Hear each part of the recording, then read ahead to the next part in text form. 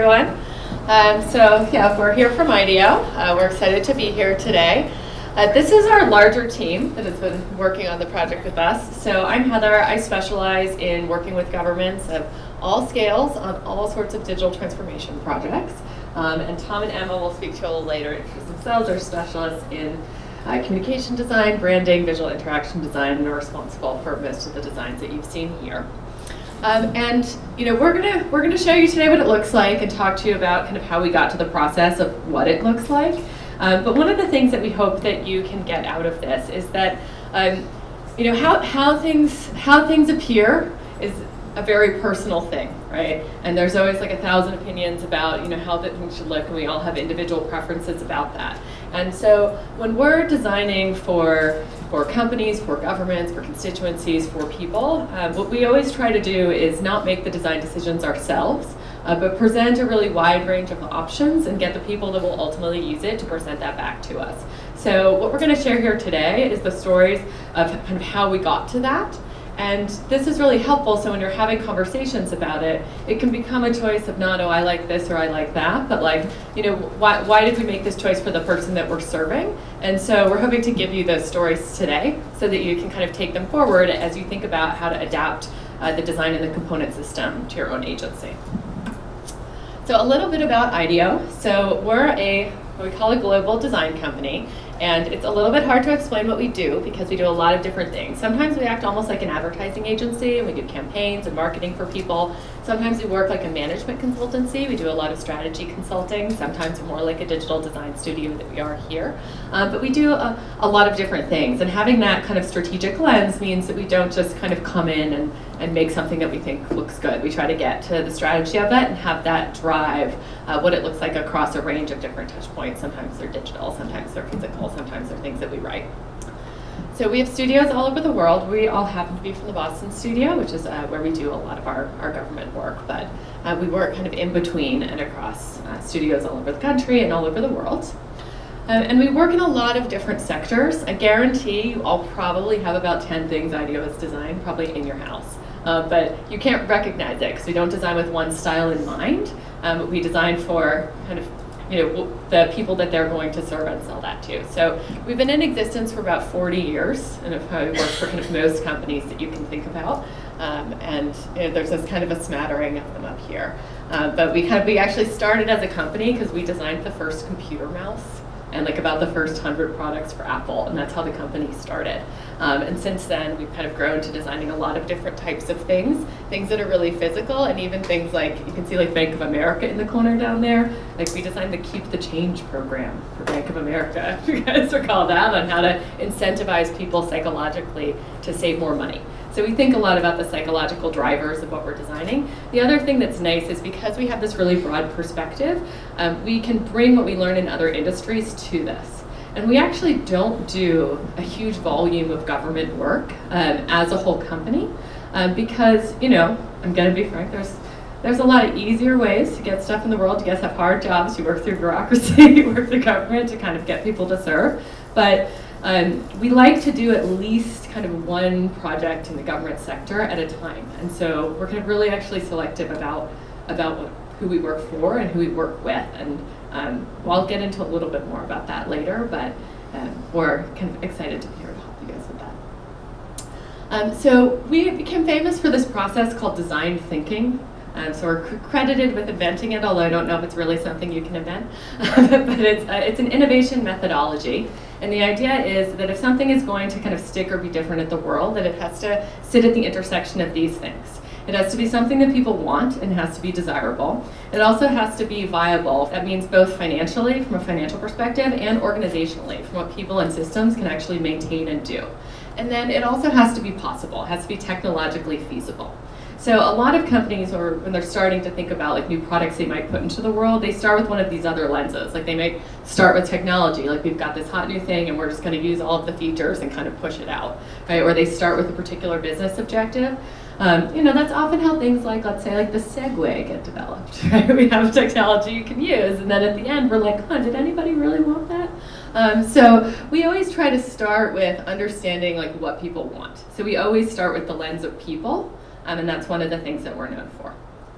But once we start with the lens of people, as I said, we don't just assume we know or we assume that we have it right. So we have a really iterative process where we go out to the world, we explore, we try to learn what people want.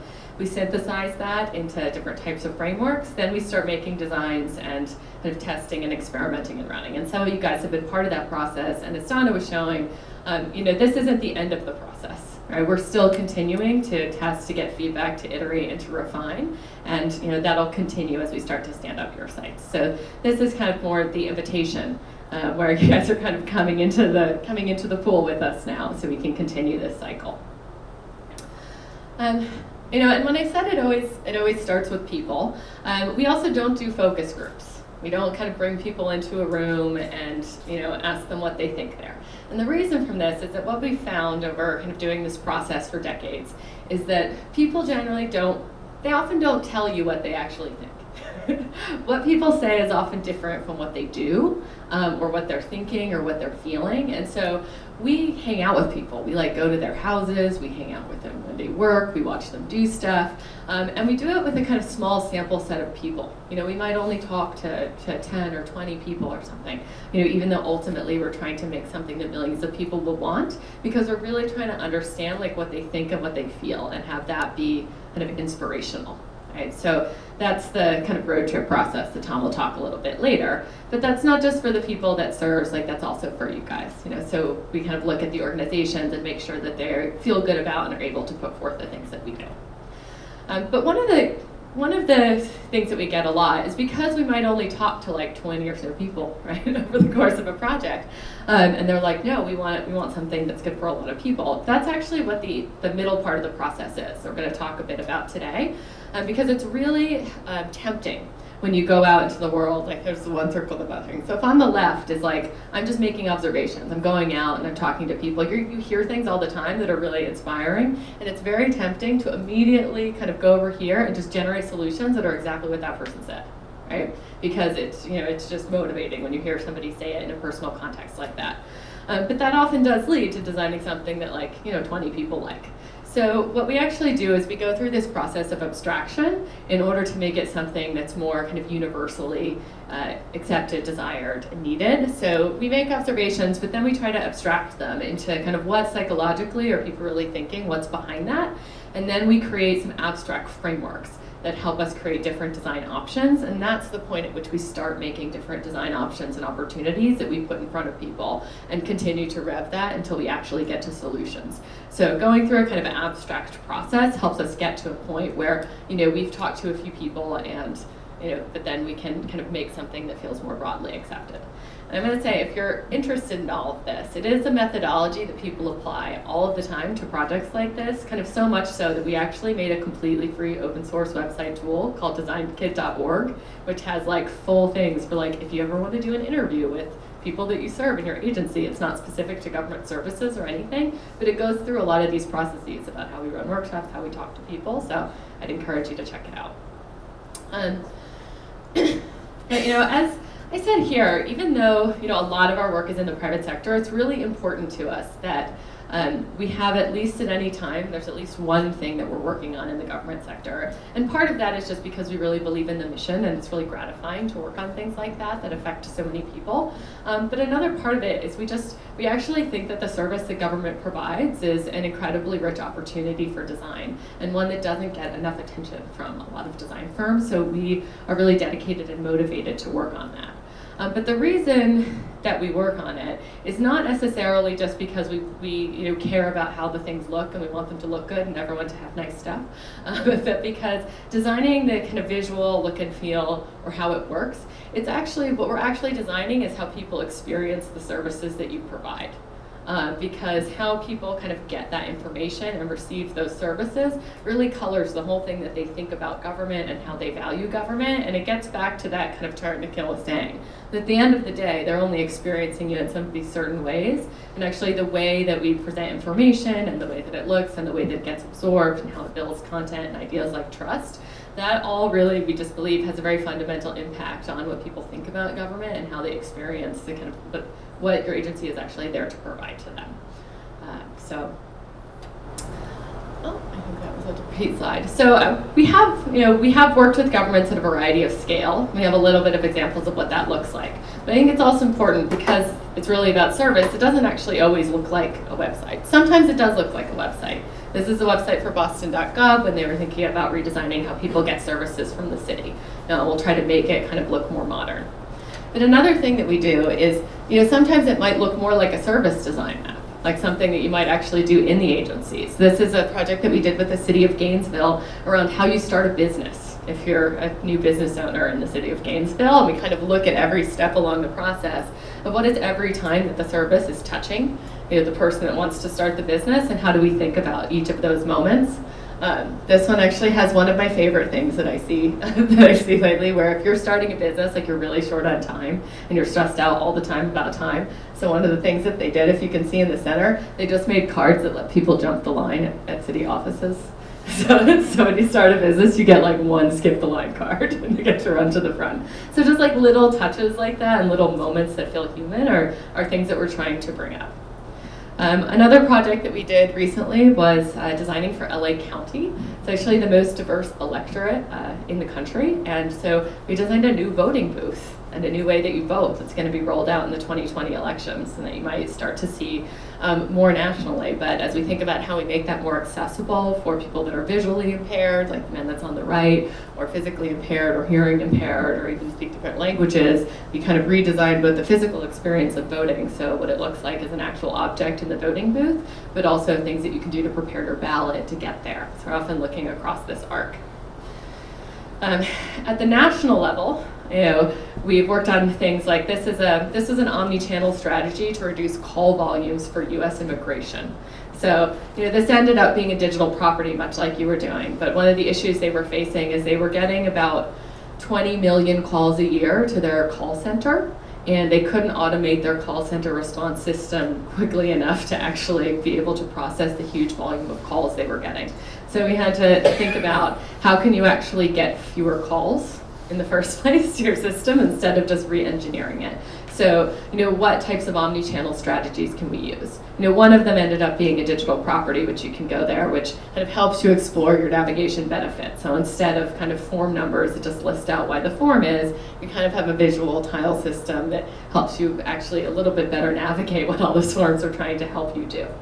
This was one of the first projects that we did for government, and it really gave us a lot of empathy for what it's like to create change and go through moments of digital transition in government, because this is actually the first website that the federal government launched after healthcare.gov. And everyone was totally terrified to do it, but they got through it. It worked. So the effort is worth it when you get there. So Tom's going to talk to you a little bit about what we've been doing for the last few months in what we've called Project Stonefruit. But I also wanted to point out that you'll notice that I didn't give an example of any work that we've done with state governments. And that's because this is actually the only project we've ever taken on to do at the state level. Not because people haven't asked, but because we only have a certain slot that we can do government projects on. And once we do one, we often don't do it again. Like probably 50 cities have called us after the city of Boston to ask us to do it, and we kind of don't do it again. And we really specifically wanted to work with the team you guys have here, because I don't know, you might not see it because you kind of stay within the state of Georgia, but like Nikhil and his team are an incredible resource, and we were just really impressed by them. And so it's the first time we've ever kind of agreed to work at the state level, and it's probably the only one we'll ever do. So we're really proud of it. It's kind of a gift that we want to give to you guys. And we were also really happy that it was here, because if we're only going to do this one time, we're kind of excited by the boldness and the vision of the platform, but we also think that this is just a place that feels really emblematic of kind of the heart and soul of America, and we just wanted to make something really nice for you. So. Thank you, Heather. Hi there, I'm Tom. I was the project lead on this project, and I'm also what's called an interaction designer. So I specialize in designing the ways that people interact with mainly digital things, but also physical things too. Okay, so I'm going to talk to you a little bit about sort of what we did. And here's sort of a sneak peek of what we designed over the summer. So, you know, it was like the brand identity for Georgia.gov, as you know, the digital platform. I'm going to sort of start to tell you how we got to where we got to.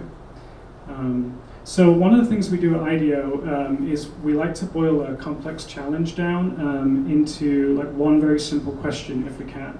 And the question that sort of stayed on our minds through the entire project was how might we design a new Georgia.gov platform that is honest and approachable, yet official and trustworthy. So that was kind of our guiding light through this project.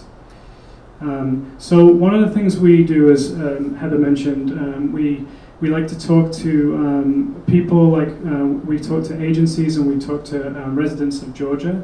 And I'm just going to give you a quick overview of like what we heard. And obviously this is a very quick overview. So we spoke to 3 different types of agencies. The first that we grouped is like task-focused agencies where you would get your licenses and certifications, such as DDS or DOR. Those that would provide information, so you've got the Department of Audits with Paddy and Office of Attorney General, and then those that will provide critical services as well, which would be like an example like DHS. So those kind of who we spoke to. So here's some of the things that we learned. So with the Department of Revenue, we're speaking with Michael and Catherine. We heard sort of one of the key quotes was that we need to be honest, approachable, and trustworthy. So this idea of like balancing the perception of authority with a friendly experience is essential to your digital experience. When we spoke with Paddy and Roger, the Department of Audits, one of the things we heard is obviously what we do here is a direct impact on the public. So you all take like a lot of pride in your work, and the passion was very evident, and it was fantastic to experience that. So we want to make sure that like we're really like connecting the services to the Georgia residents in the easiest possible way. And then with DHS, we spoke with Venkat and Anais and Cameron, and one of the quotes that really stood out to us was, you know, if you want to find the closest Meals on Wheels, a complex website won't help you. So this idea that there's a lot of content on websites, but you know we need to try and make that content as optimal as possible and as simple as possible for people to find what they need to do. And then Katie over at the Attorney General's office, she said one of the things that they get quite often is people come to the site and they actually think that they're trying to look for the Secretary of State and they don't really know what the Attorney General does. So that was kind of an interesting challenge there. And then with Robert over at the Department of Economic Development, who's not on the platform, he showed us a lot of really interesting videos. And one of the things he said, because they have a lot of like really good content, he said you can't just be transparent, you also have to educate. So it's not enough to put the content on the website, you need to provide context to residents as well. So, speaking about residents, we did this road trip, which was mentioned before, and you know, I'm not from Georgia originally, so my yeah, it's a surprise. So I'd been here before to Atlanta, but I'd never actually been through the state of Georgia. So for me, of course, as a designer, you come in and you want to try and expose yourself to as much of the culture as possible. So this was a fantastic opportunity for me and the team. So we started in Savannah and we drove all the way through, and it was really humid and quite fantastic. Also, one thing I would say is I've lived in Boston for 10 years, and I also lived in London before that. You guys are very good drivers, and you drive very politely. And you may not think that, but I'm telling you, it was a joy to drive across the state of Georgia. Very nice drivers, so thank you for that. We spoke to, these are who we talked to across the state. So we spoke to like social workers, those that were civically engaged, those that would receive critical service, so like residents that, like it's life criticals that they receive those services from the government. People that are like repeat users, this is a hard one for us to even like make a name for it. It's like the frequent flyer or the regular user where they're constantly interacting with the state for things that they need to do each year or something like that, like business licenses, etc. And then obviously leadership at state agencies we spoke to as well.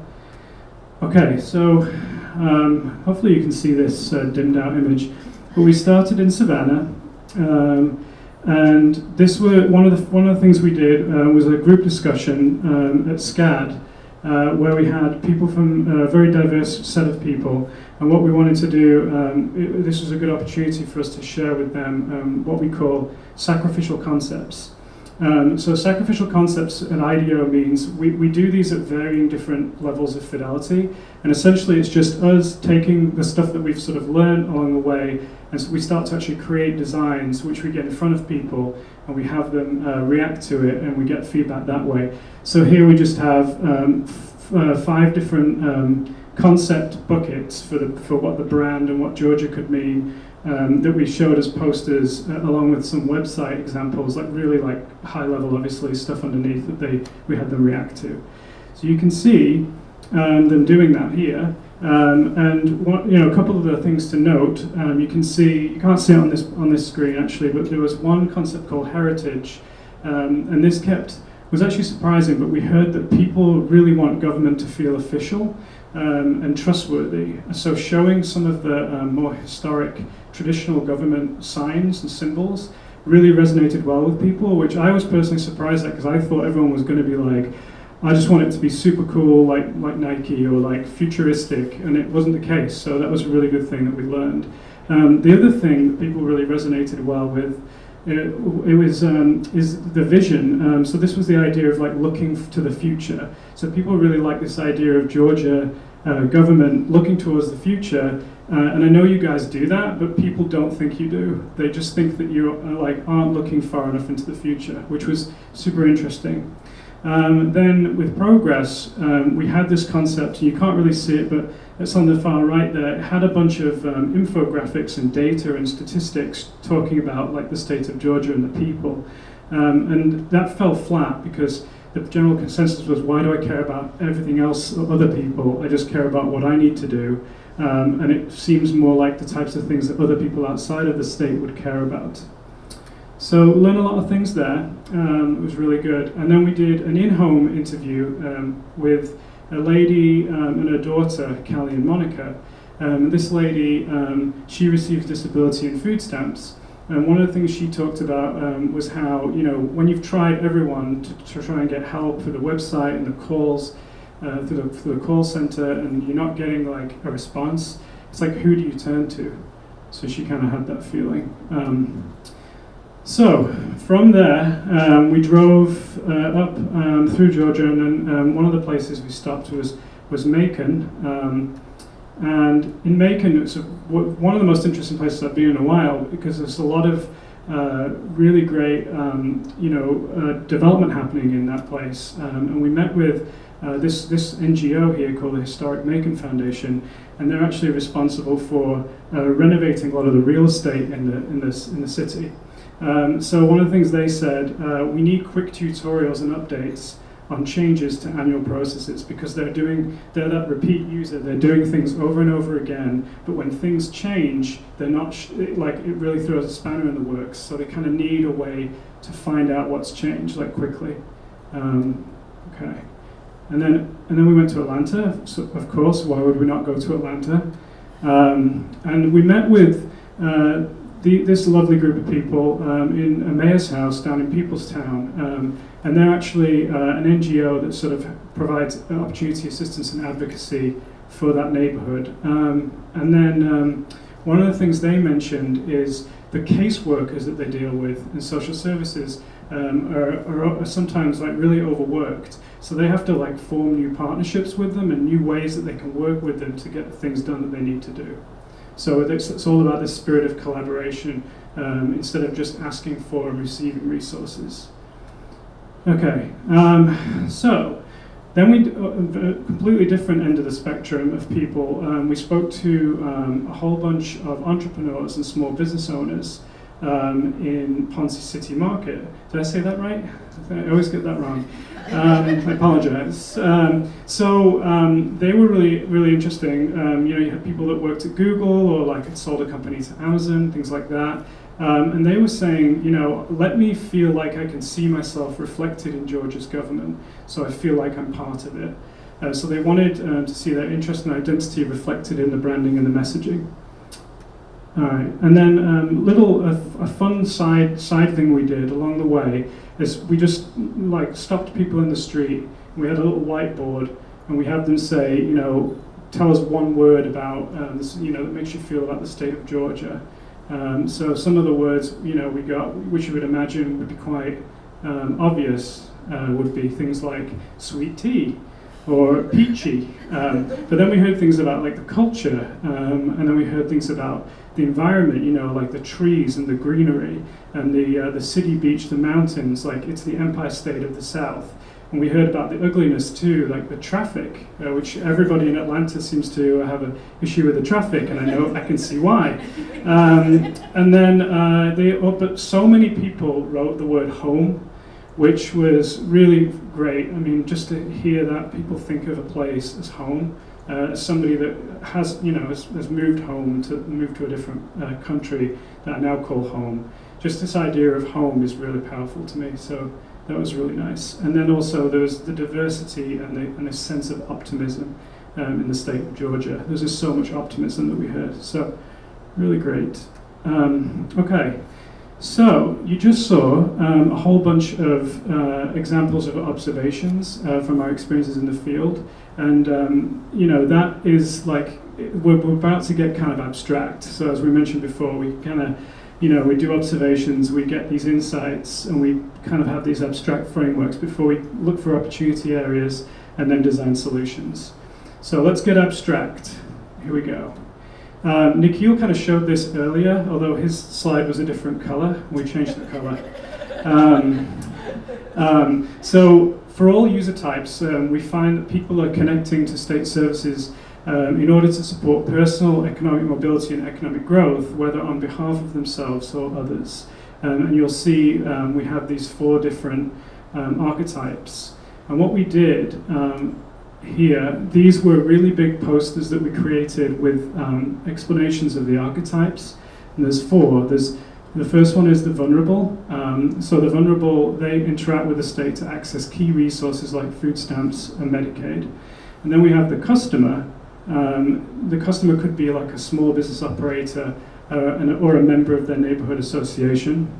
Then we have the advocate, and the advocate connects low-income residents to Georgia, lower-income residents in Georgia to state resources to support economic mobility. And then we have the organizer at the end here, and this actually was one of the gentlemen from the Macon Historic Foundation.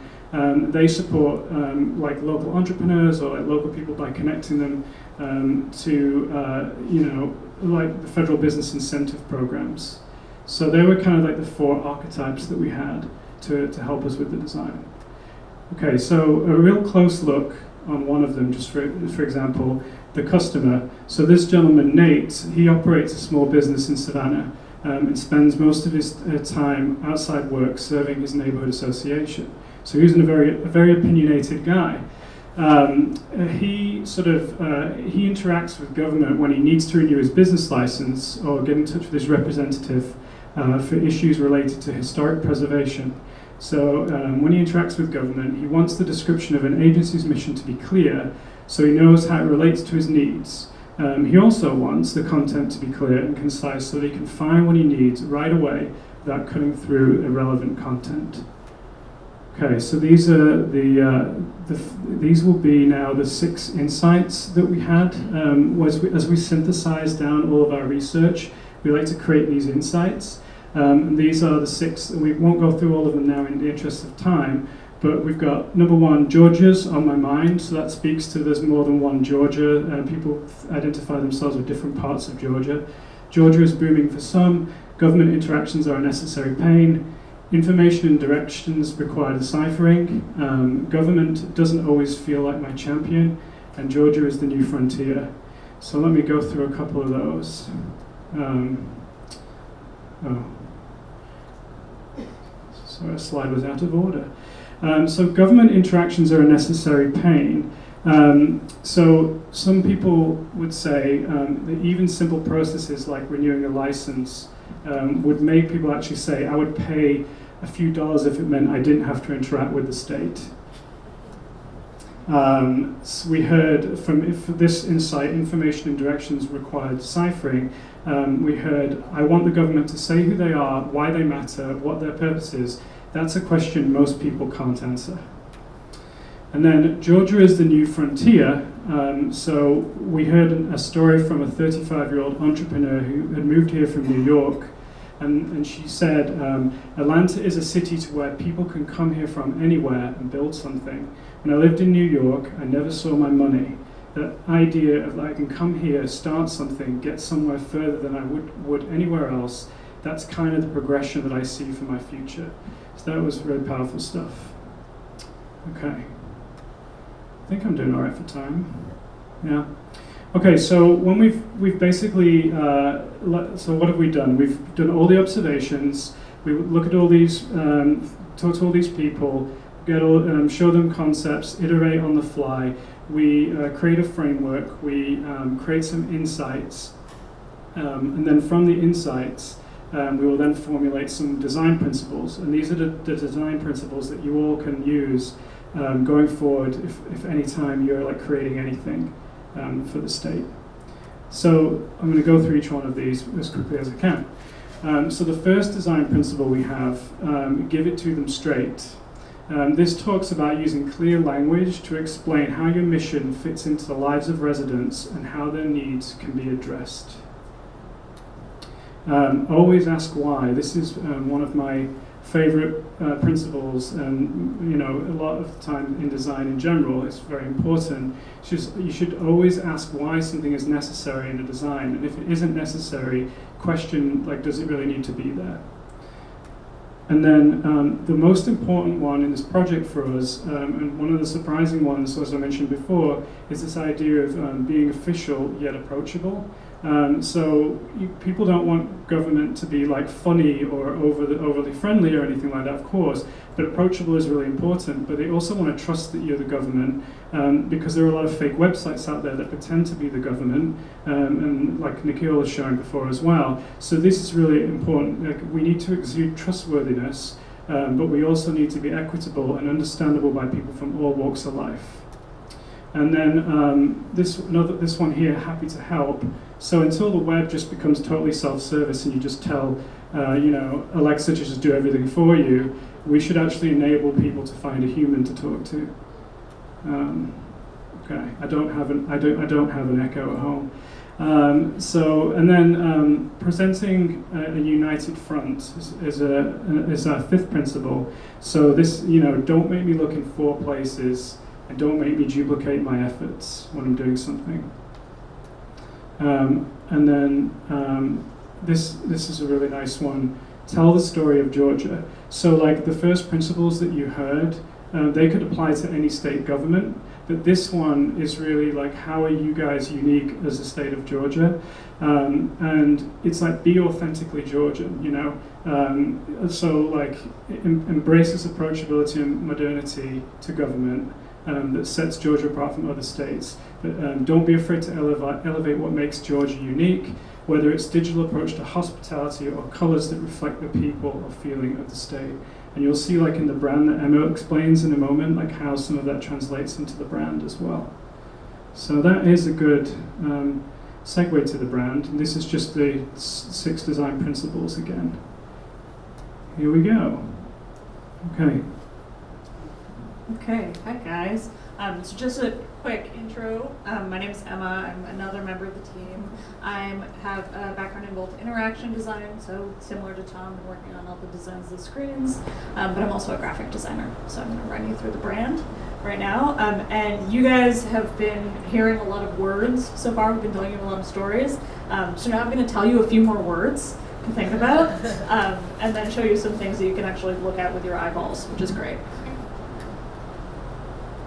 So we've sort of done all this research, we've sort of distilled that into our insights and our design principles that we're kind of using to direct us. And now it's time for us to start thinking about what actually is the personality of this platform, and then by extension, sort of the digital personality of the entire Georgia government. What does that look like? And what does it feel like? So I'm going to run you through these sort of 5 brand personality adjectives. And when we're writing a brand personality, we like to sort of think like we're describing a person. So they should be words that you use to kind of describe somebody that you know. So they should be kind of deep and rich and sort of give you a really good idea of like what that personality is like. And they should also sort of complement each other and have a certain amount of tension. So it's not just the same all the way through. Okay. So first off, we are pragmatic. Ultimately, we're a place for the people of Georgia to come and get things done. We're utilitarian, but not aloof, and we strip out all the unnecessary details so our users can accomplish their goals efficiently and without stress. We're inclusive. The services we offer are as diverse as our people, so it's our mission to use language and processes that are easy to understand. We are compassionate without being condescending, and we meet our users where they are and sort of offer that layered information in these accessible kind of multi-channel experiences. We're empowering. As this cohesive governmental body, we empower our users, whether those be agencies or the residents themselves, to kind of tailor this digital experience to fit their needs. We embrace this iterative, human-centered approach that you've been hearing so much about today, that sort of lets us kind of consider these cutting-edge technologies while still kind of incorporating that feedback in order to empower our users at the end of the day. Obviously, we are government, we are official. We're really proud to serve the people of Georgia in a myriad of ways, and we don't take that position lightly, so we're passionate perfectionists. We strive to provide peace of mind that our information is up to date, trustworthy, and relevant. We're not dmv.org. And of course, we're charming. This is Georgia. We've been hearing so much about how it's the land of sweet tea and true Southern hospitality, which as an outsider sounds like it would be a cliche, but it's somehow amazingly true. And we're really proud to kind of bring that approachability and modernity to government that really kind of sets us apart from other states. It's what makes this the brand for Georgia state government and not Massachusetts. We go out of our way to help our users find what they need, so our utilitarian demeanor is kind of softened by those moments of delight. So that's kind of the personality. So how does this all come to life, you may ask?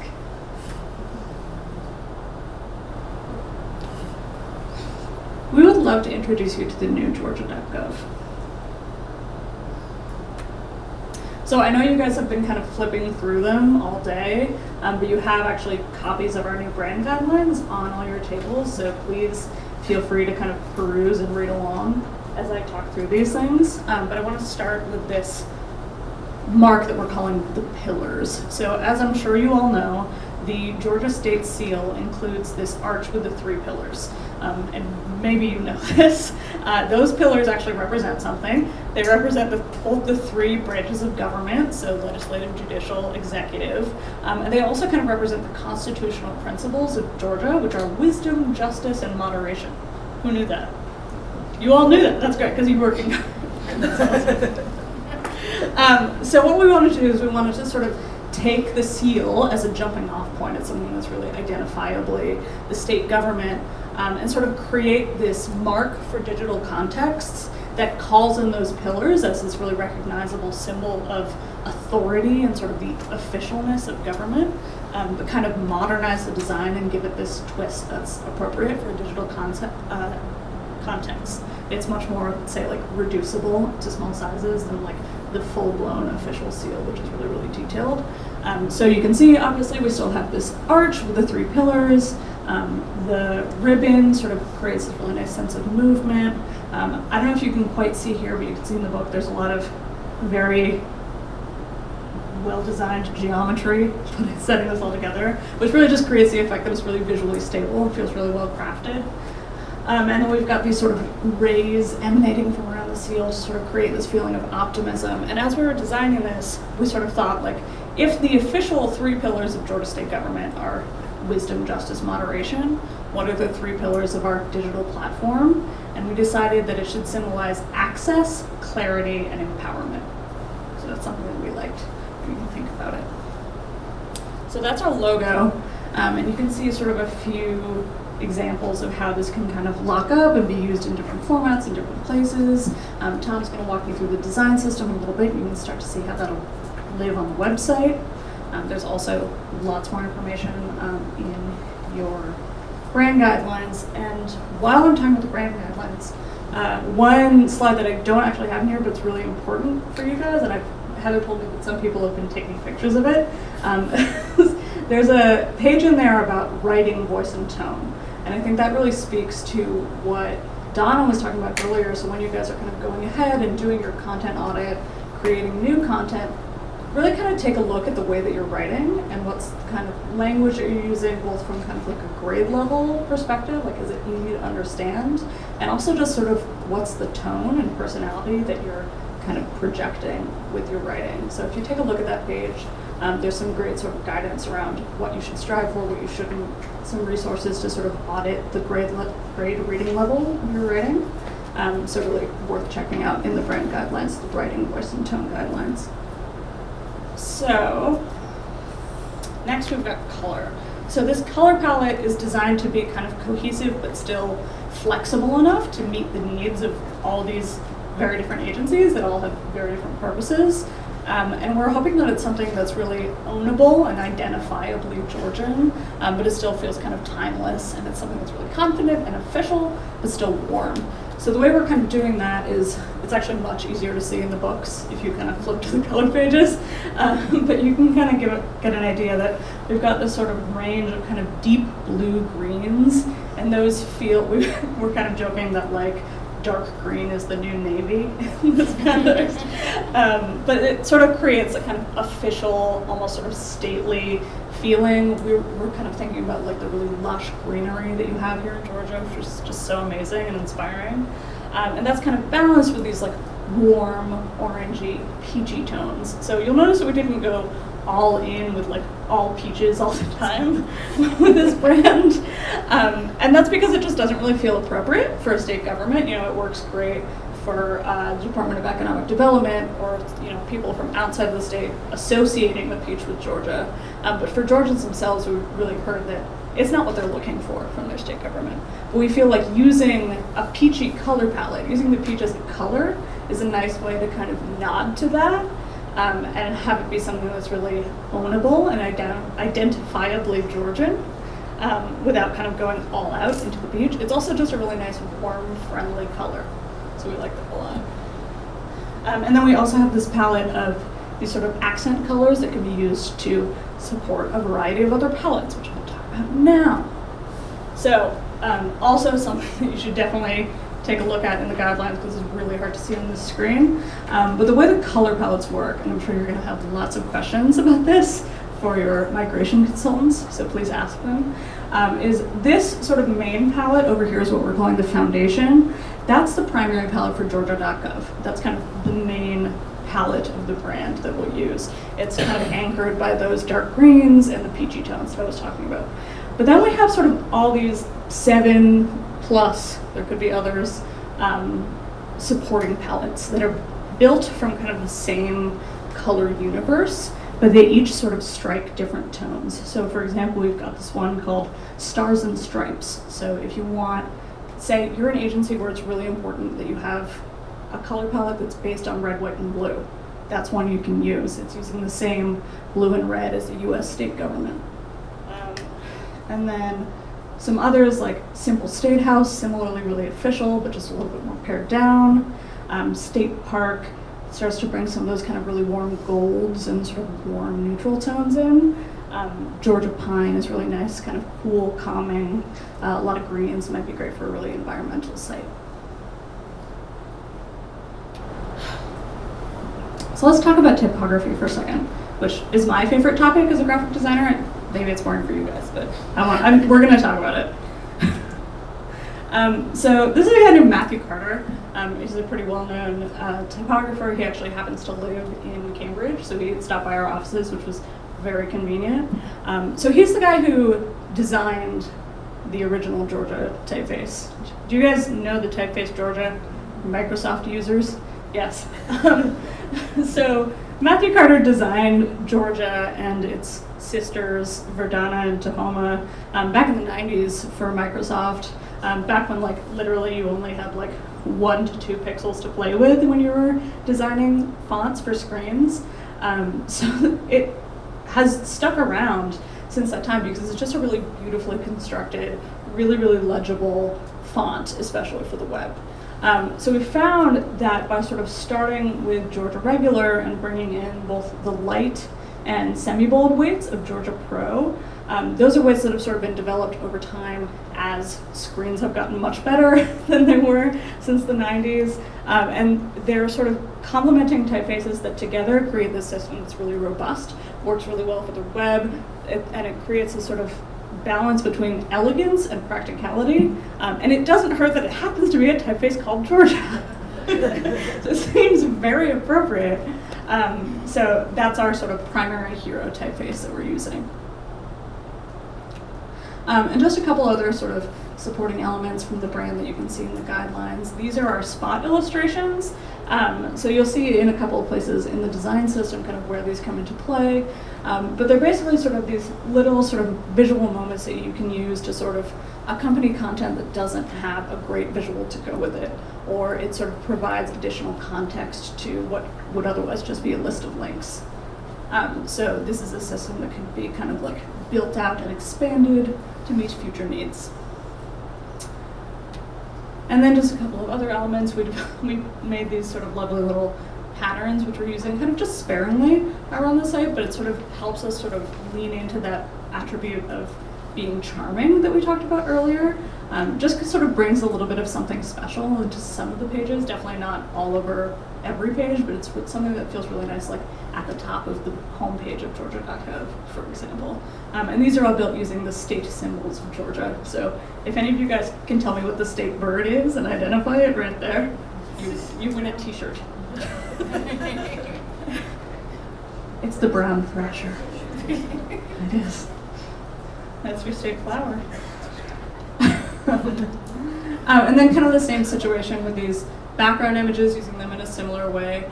You can see we've sort of applied the color palette to these images. This is something especially in the orange that just makes me immediately think of Georgia. You know, like when I woke up in my hotel this morning and looked out the window, like this is exactly what you see. That sort of like hazy, like really beautiful kind of like off into the distance view. So we were really glad to be able to bring that into the design system. So yeah, so this is really just the beginning. Tom's about to walk you through sort of how this starts to apply in a digital context, which is obviously the main place where it lives. But it can also obviously extend out into the physical world, and we're hoping it's a design system that's going to be really sort of flexible and expandable, and you can use in a lot of exciting ways. Thanks, Emma. Oh, cool. Is that applause? That's great. Thank you very much. It's me again. Here I am. Okay, so the design system. Just to give you a real quick sneak peek about how this is starting to look. And you know, Nikhil's team and we're like continuing and evolving this as we go along. But just Georgia.gov, you can see. On the homepage, the top, the global navigation with the identity and with the search and a welcome message, and also how the one of the most important features that we learned in research, popular topics, that time and time again people react so positively to popular topics and being able to go quickly to the thing that's most important to them, how that's represented. Showing with the iconography that Emma just described, and then as we go down the page, cool, the animation worked. You can see how some of the content blocks, these components that were mentioned earlier, start to come together, and how it starts to work with the typographic treatment here, with the way the fonts are laid out as well. And you know, of course, you have lots of imagery, and we need to make the way that you put imagery into the site like seamless and kind of bulletproof and responsive. So there's these kind of ways, these treatments for having square images or for like more wide panoramic images as well for the different types of images you might want to use. And then on the bottom, the footer with a very, always persistent way that somebody can scroll to the bottom of the page and get in touch with someone through a call center or through email. So that was really important. We heard that from a lot of people, that sometimes they scroll down to find the phone number. So you can see how that's starting to work. And then here's an example of a popular topics page. So you've gone into food stamps. Some of the illustration at the top there, you can see that coming in. It just like adds that level of charm to the page without being too much, that it's not crowding the content. The very, very top, we use a line, a very simple line that explains exactly what is happening on that page, and then maybe some links. And then for this particular popular topic, it's just a chronological step-by-step through the different things that you have to do, very clearly shown with these numbers as you go from step 1 through to 5. And then along the right rail there, helpful links and forms and documents that you can use to download straight off the bat, which is really important for people that are looking for that right away. And then additional content, information like where to apply, and showing obviously the location, maybe bringing in a human face, which is actually Jasmine. It's not the director, it's just a placeholder. Just bring a human face into, like, maybe it's whoever is working at that office, for example. So these are all things that we heard from people and we wanted to allow for in the design. And then a little checklist, perhaps, what you need to apply for food stamps, like what are the things that you're going to need to bring, because we want to make sure that when you get there, you actually haven't forgotten anything. And we can also provide ways that maybe, Kendra spoke to this earlier, that maybe you can text that list to yourself so that you can bring the digital to the physical in your day-to-day. Little bio example with a side navigation, just super quick and easy there. And then this is just showing an example of how search would work over the top, like a very present search that would also show you some popular searches to make it super clear. And search is so important. It's one of the main ways that people interact with you. So we wanted to give it its own sense of importance there as well. Just showing a quick module, like if you want to put a large hero image in with some type at the top, if you've got some story that you would like to tell. How side navigation could be expandable, example of a table, just all these are components in the system that you can use. And then just, obviously we're designing it to be mobile friendly as well. All right, so that's a sneak peek. So I'll kind of take the end part. Thanks, Tom. We didn't put a lot of examples of agency websites up here, and you'll note that's because we couldn't, because we're still kind of in the process in which we're designing and user testing. It's also kind of fundamentally component-based, so this is where it becomes really collaborative process of thinking what components best tell the stories that I want to tell, the things that I need to do, what the people that I serve need to do, and kind of what feels right as an adaptation of this. Kind of thinking about all of the choices and the flexibility in the system that Emma went through. We have also shown here kind of largely all digital properties, but we've also designed the brand to be able to really extend to an omni-channel experience. Like there was kind of a slide up the top, we've actually designed how it appears on business cards, on t-shirts, on hats, on notes, like as it kind of makes its way into the physical world. So there are some parts of the consistency, which I think will be important for fitting into that overall state-level omni-channel experience, but the kind of guidelines for flexibility within that will allow variation that should still kind of ladder up to that. But part of the reason that we spent so much time talking about what are the personality principles and what are the design principles is because those are the things we're really trying to do. So as we make choices and navigate through their system, like going back to those and asking ourselves, like, does it actually hit those points? Is it feeling approachable? Does it feel charming? Like actually using those as a criteria for making decisions as you start to navigate the flexibility and the components into making kind of what's right for you. So Donna had showed some of the process of user testing that we've kind of started to go through, and this is just at the beginning as we're starting to kind of mock up pages. But just to give you an example of that, so for the first round of pages that we made, we spoke to 3 residents and we spoke to 2 agency staff members across Savannah and Atlanta and Macon, and we asked them to take a look at the tasks that we had in our prototypes and find specific pieces of information. We kind of watched them do tasks. We also asked them to respond to the look and feel. And we showed this to them across a couple of different types of pages. So, looking at the Georgia.gov homepage, also looking at what a couple of popular topics might look like. I think we had showed them some car service websites across them. So, this is some of the responses that we started to get, which we felt really good about because it felt like it went back to the more abstract principles that we were talking about. Like we heard people saying it feels nice and clear and simple, which relates back to the principle of let's give it to them straight. Right? And that's where things like the writing guidelines that Emma pointed out will be really helpful because it's, we might have certain blocks on how much information you can put somewhere or how short that a description needs to be, but thinking about how you write those things along in the same tone so it continues to feel that way is important. On the illustration point, the illustration looks lively, right? Where it's, how do we make it feel official, but that said approachable to us. So that made it feel like it's going in the right direction. Another one that was interesting, or someone liked the idea that the feedback modules that we were offering, you were allowed to be anonymous in them. That's why I'm not afraid to say things, right? And that kind of speaks to the principle of we're happy to help. We actually do want to hear from you. We're not kind of trying to hide those things, and we're here. So.